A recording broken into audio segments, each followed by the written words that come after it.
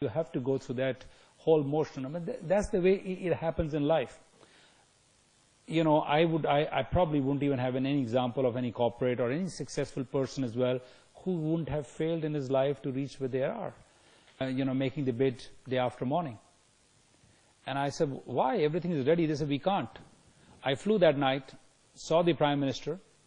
He called the Transport Minister, and they said, we can't deliver. I said, then you should have told me. You have wasted my, entire and my reputation. Forget about anything else. The Transport Minister said, don't worry, I'll call your Aviation Minister. We will sort it out. He calls the Aviation Minister and says, whatever talk they had, I can only hear one side because I'm sitting there. I can't hear the Indian side. And this conversation is going on, and the Aviation Minister calls me. He says, Rajan, kya karna hai? I said, look, these guys are not going to do anything. They're just delaying the project. They don't want India to become another hub because we are in Asia. We are probably going to eat their lunch or whatever. These guys are only delaying. It's not my lifeline. Yes, I'll be hurt, but not for the nation that I'm going to allow these guys to come in. I said, please tell them, sorry, can't do it. So that's fine. You take in your stride, you move on, because as I said, if nation will not progress, nation will not develop, we are part of that. We are a very small part of that. All of us are a very small part of that. How will we develop? So enough, but I guess that's the way it is. Yes. Question from you, Archana? Yeah.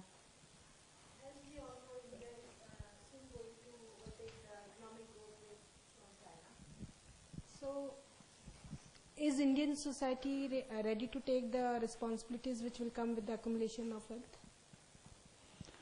You know, I have to break this bad news to you. We are not overtaking China. Soon, I think that we should be. I think it will. You know, I am much more closely attached to this spot, and I can tell you, I don't think so, at least in my lifetime. That I can tell you. The way we are going, I mean, look at our economy today. We are $1.9 trillion economy. Even if you take the, economy of cash in this country, we will be more like $2.2 trillion economy. China is $5.6 trillion economy.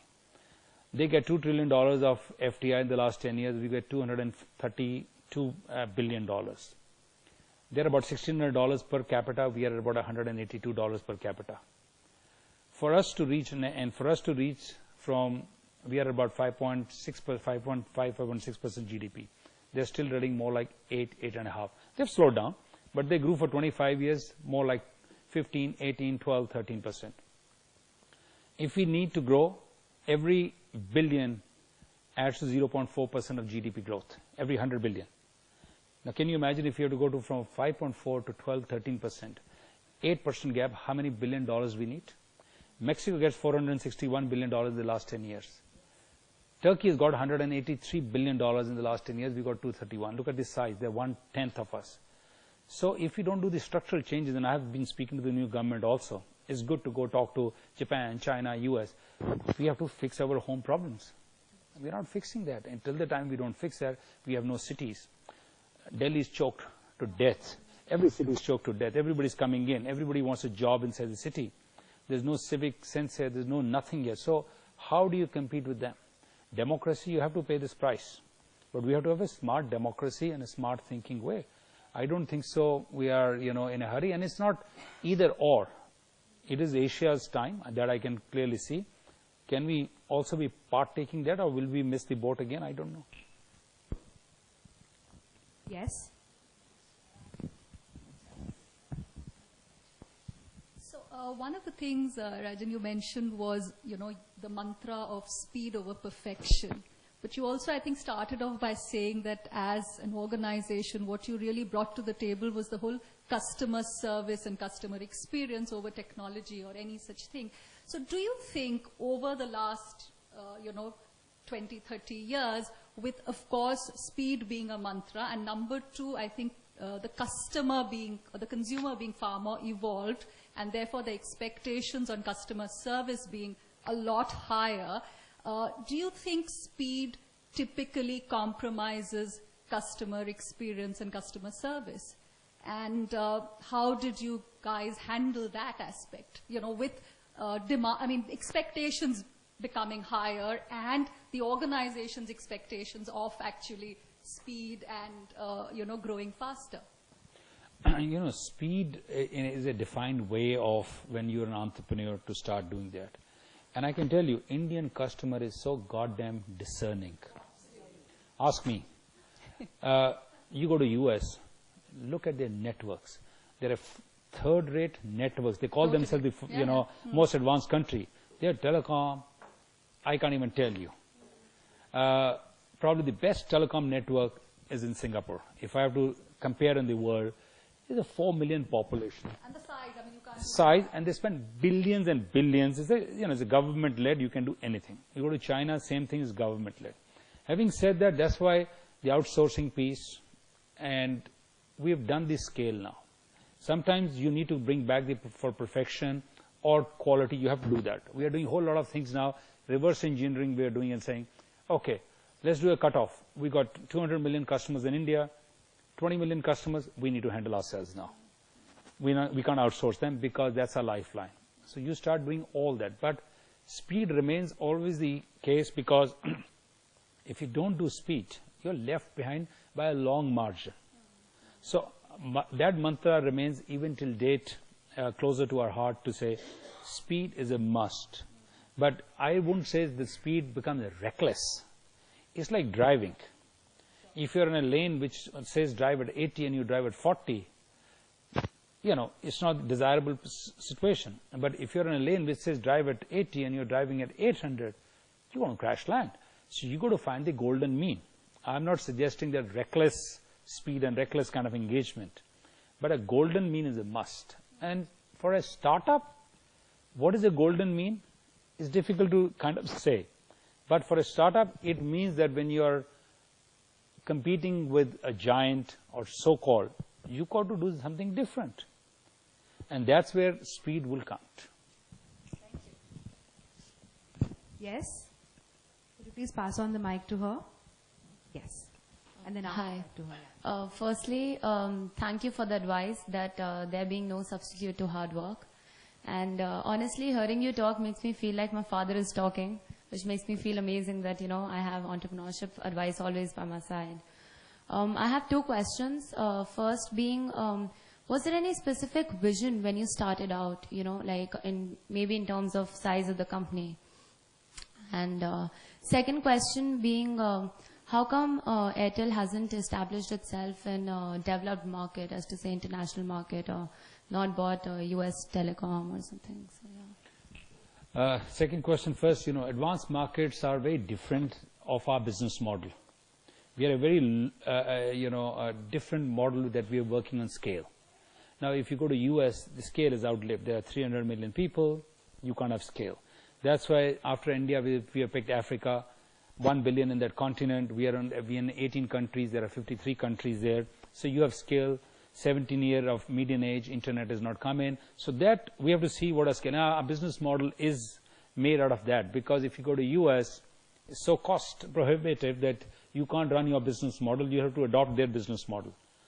That's a different business model. Not that you can't do it, but then it's no growth. Then it's profitability. Look at DirecTV, $67 per subscriber they charge. India, we charge on DTH $4. Now to scaling, it's almost 15 times different. You can't just do that, because that's the set routine. So for us, going into Americas, or for even that matter, Latin America is no go, because language barriers are there a lot. Middle East does not allow you. China does not allow you. So what you left is Africa. We have a foray. We'll see how that expands. On your, just remind me on the first question you asked for. Yeah, the vision. When you start out a vision, there are only, I would say, hazy kind of snapshot in your mind. Our vision was we want to do something different. We didn't want to do a run-of-the-mill. We came from a city where we started our life as a run-of-the-mill. Cycle paths, that's how we started our life. Steel mills, textiles, that was the genre of that city. We started with that. When we moved here, we were the largest importers of portable generators. From Honda Motor Company and Suzuki Motor Company, we were the largest in the world. Because there was no power in India, still the case remains the same. It was different. Government banned it. We started looking at there was no rotary phones. There used to be only, so the rotary phones, there were no digital phones. We started that. So in our mind, it was clear we want to do something which is unique and different and scalable. So that was, I would say, a hazy snapshot. Nobody, I mean, it's all hindsight. People, you will have a whole lot of gurus come and give you hindsight of all kind. कि मैंने 20 साल पहले सोचा था, देखा था, हो गया है. ऐसा नहीं होता. ये फिल्मों में होता है. I think your forte has always been to do something different, and then your forte is understanding the psyche of the Indian consumer. I mean, you really knew well right from the beginning that, look, this is going to work for the Indian customer. This is our mantra because this is different, it is scalable, it is economical, and it will gel well with our customers. So let's introduce it, and let's introduce it in a big way. That's what I understand of your growth story. Sonia, yes and no, I can tell you, when we got a license here, I got one of the companies to do a market survey. Of course, the pricing was 16 rupees at that time and 8 rupees 20 paisa for incoming call. All that handset used to be 100,000 rupees. All that, having said that, I got somebody to do a market survey for Delhi. He came with the report that you'll have 7,000 mobiles only. So I had a professional who just retired now. He said, what should I do with this report? I said, just say it's never existed, because if we show it to the board, who will invest in this? And of course, who will invest for 7,000? So it's not always that what you see, and the model changes, scalability happens. So that clearly, India, there is a market if you can have a value proposition. I think that is the fundamental learning that we've got out of this. Yes, the lady over there.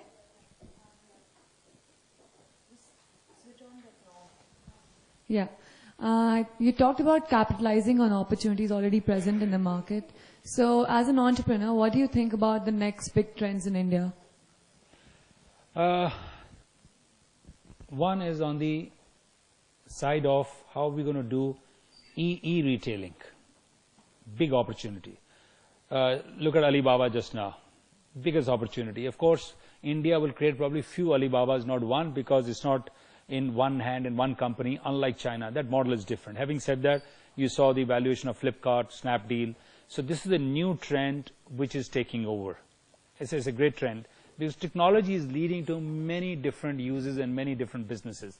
Look at Uber, $18 billion valuation. He reshaped the so-called transportation service. There's another valuation that I saw the other, it's about 11 billion.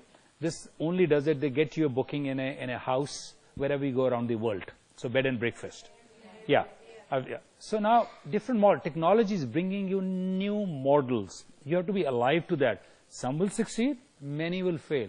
So it's not that everything that you're going to touch is going to succeed. Failures, there's a long list of failures in life. But as the case may be, as women, you will understand, nobody sees the labor pains. They want to see the baby and say, aha, kitna sundar bacha. There's so much which goes beyond, which people don't even see that. So there's a string of failures you will find in many technological fields. But technology, and India is moving in that direction very quickly. Logistic. If the retail industry were to be organized, is a huge opportunity. That is bound to happen. But will it happen over a period of 2 years, 5 years? Is yet to be determined, but it will happen. In an entrepreneur's language, that was a value for money session. And it went off very well with all of us, satisfying and satiating the women in us, giving us a due share of value at home, and also to a big share also satisfying our entrepreneurial sensibilities. Thank you so much, Mr. Rajan Bharti Mittal. Thank you for having me. For your precious time, for your very valuable inputs, for your candid views on each and everything we asked of you. That was really a very, very interactive and, again, value for money show. Thank you, Sonia. I think it was a wonderful session and everybody appreciated it. Neeta, would you give a memento to our guest of honor today?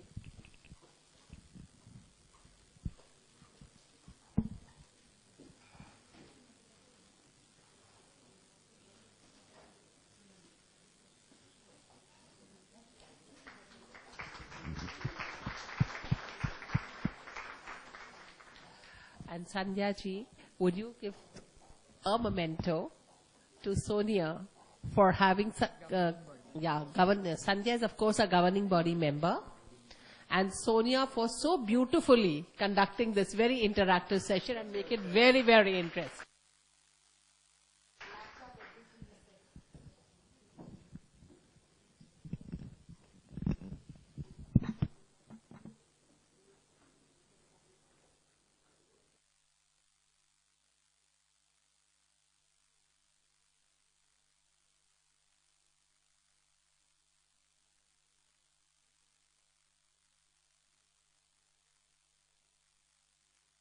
Mittal.